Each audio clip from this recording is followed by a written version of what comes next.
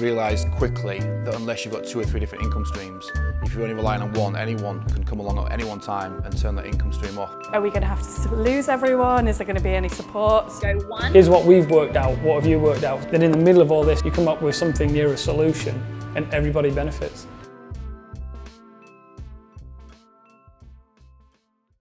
I'm James and I own Slap and Pickle, which is a small but growing burger brand in Leeds. Very, very quickly I realised that the only way we would be able to serve food, if we could serve food at all, to keep our guys in jobs and to keep going, was via the delivery platforms. We sat everyone down and we said, guys, we have to become a delivery company, right? We're not a hipster burger brand having fun with people drinking anymore. We are a delivery company. We've got to get brilliant at it super quick. Pivoted our business to a delivery model straight away.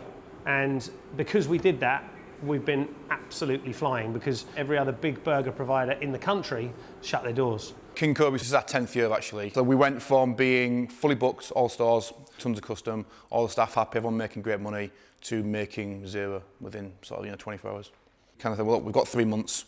What is it that needs doing in the business to strengthen it? How can we make sure that when we do open again, we're in a better position? We've got hair products, we've got clothing. Those things have kind of been undervalued. It made us realise that actually if we've got 3, 4, 5, 6 different income streams, you can lose 2 or 3 of them and then you've still got 2 or 3 income streams. So you're always all right, you're always keeping the lights on. My name's David Lainick. I own a coffee shop called Lane's Espresso, city centre of Leeds. Normally we're a fast-paced sort of breakfast, lunch, coffee place. Tons of commuters normally, but yeah, these days it's a little bit quieter. We worked out a way where we could serve people at the door, took an order, made the order and then delivered those items at another door.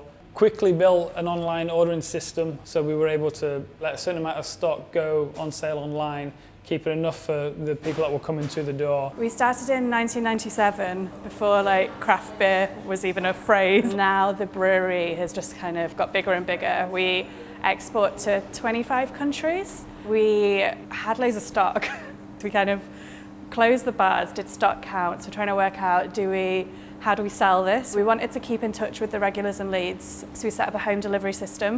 It actually went really well, and we went through 35,000 cans over the 6 weeks. We opened the bottle shops beginning of June, even if they just wanted to see the bartender who used to serve them. And we usually package our beer in these 30-litre kegs, but with the little mini kegs, it's kind of quite a reasonable amount. Although the furlough scheme existed, we were able to take basically staff that could drive and staff that were happy to be in the brewery, socially distancing but packing. So we were able to keep quite a lot of the team working, very much just mucking in, trying to be as creative as possible and trying to just change the ways of working. Before I was just working out of a gym and some fitness studios. It was a bit of a shock because I never really had explored the virtual sort of side of things. We adapted pretty quickly and started doing the online classes. I think that they found it really convenient and really nice just to be able to do it from their own home. I know you kind of wake up, roll out of bed in the morning and you can jump straight into a class, or if you've got a 45-minute lunch break, the audience you can reach just much bigger than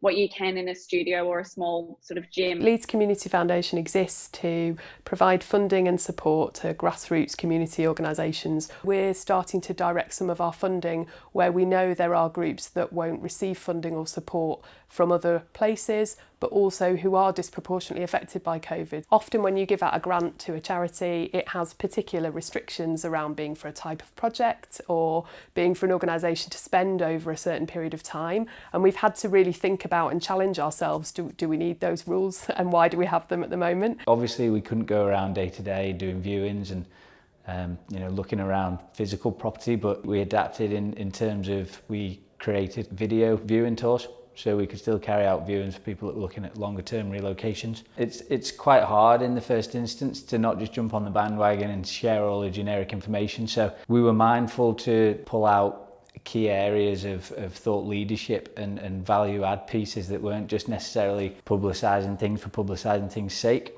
And while some of them we weren't able to monetize them, the goodwill that we've created and just cementing the fact that we're always thinking about our clients even when we can't necessarily go about our day-to-day business. I think it's all been really, really well received. Behind the scenes, there's a lot going on that customers and the public don't see. There are WhatsApp groups. There's a heck of a lot of support going on within that kind of Leeds community right now. You could be sat at home stressing and worrying about everything, And then you're a text or so away from reaching out to somebody that says, oh, you know what, don't worry, like, it's not just you. Like, we're all thinking about that. And here's what we've worked out. What have you worked out? Like, oh, actually, I was thinking more like this. Then in the middle of all this, you come up with something near a solution and everybody benefits. We have had new donors. We've had donors who've supported us for years, all asking how they can help.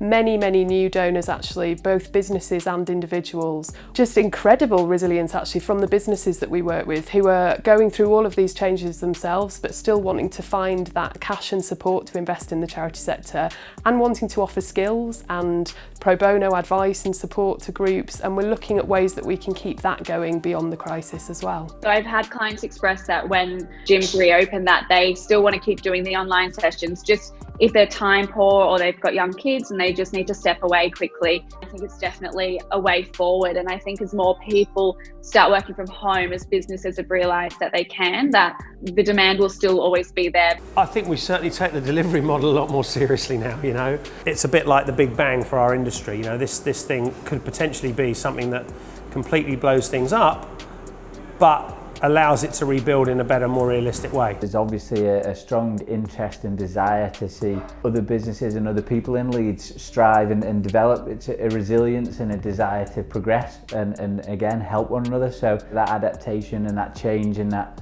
cohesive approach to solving the problems in which we find ourselves will continue, and I just think that's a strong characteristic of Leeds.